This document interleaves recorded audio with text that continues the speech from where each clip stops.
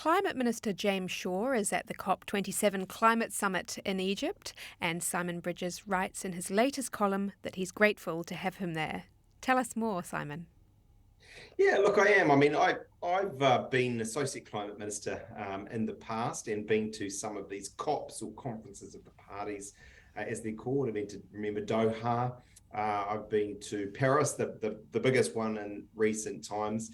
Look, at one level, they make you incredibly cynical. Huge crowds, very performative, a lot of virtue signaling.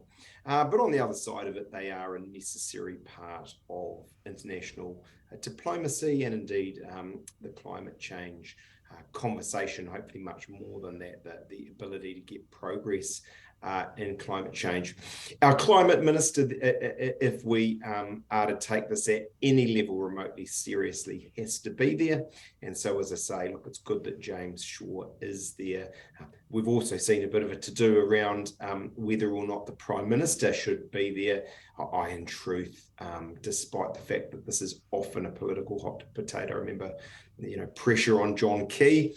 We've seen overseas pressure on Rishi Sunak, the new British Prime Minister, to be at it. And now, and over here, at the moment, pressure on Prime Minister Jacinda Ardern. I don't know, in truth, if the climate minister, the specialist in this area, is going, if the Prime Minister going, unless it's a really big one, like, say, Paris, makes all that much difference. Do you think anything concrete will come out of it in terms of New Zealand's requirements for climate? Look, at a level, yes. It seems to me that this one is, as most, really about implementation or walking the talk, if you want. The last really significant one, although Glasgow wasn't entirely significant, was Paris, where effectively the ambitions for the world, the individual contributions of nations were set. And so now it's about making sure those ambitions are being implemented, and we're seeing practical steps taken to them. So yeah, it's important. There's one every year, and this is good, albeit it's not one of the really big set pieces in the climate discussion.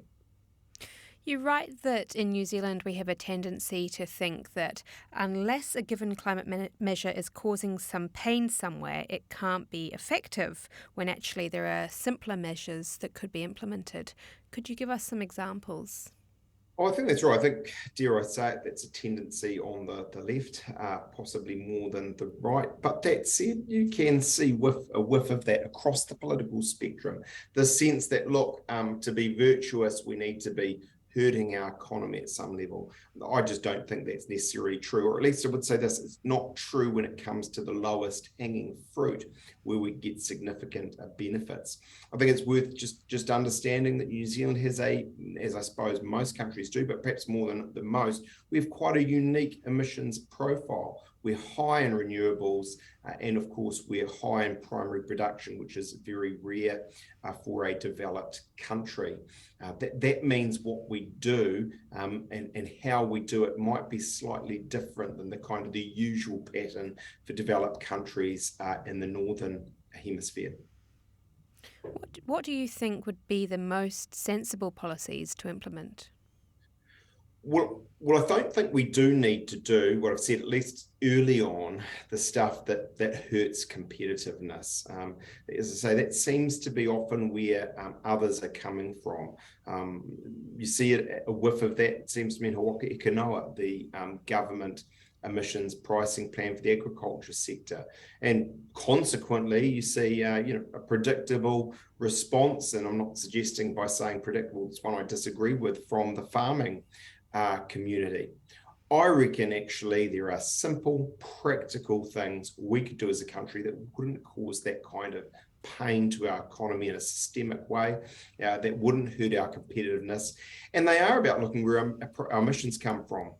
In terms of the carbon dioxide emissions, very roughly half of our emissions, actually we should take use of that renewable advantage we have in electricity and continue to push on to more of our vehicle fleet, heavy and for families and individuals, into electric. And I go along with incentives in that regard. And more broadly, when it comes to carbon dioxide, look, the other thing we should be doing, and I acknowledge the government is doing some of this, is seeing both our industry and our public sector convert away from fossil fuels. So if there's a hospital that's got a coal burner, we should be getting on to turning that into a woody biomass or the like, which is renewable. Then we get to the other very roughly half of our emissions, those short-lived methane kind of gases.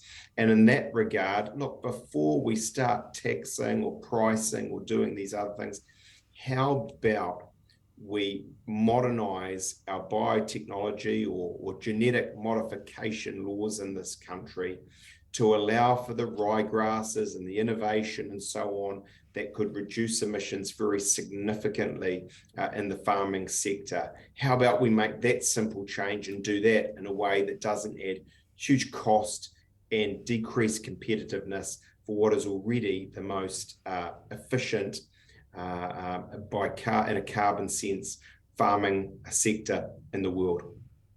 Simon, thanks for your time. Thanks so much.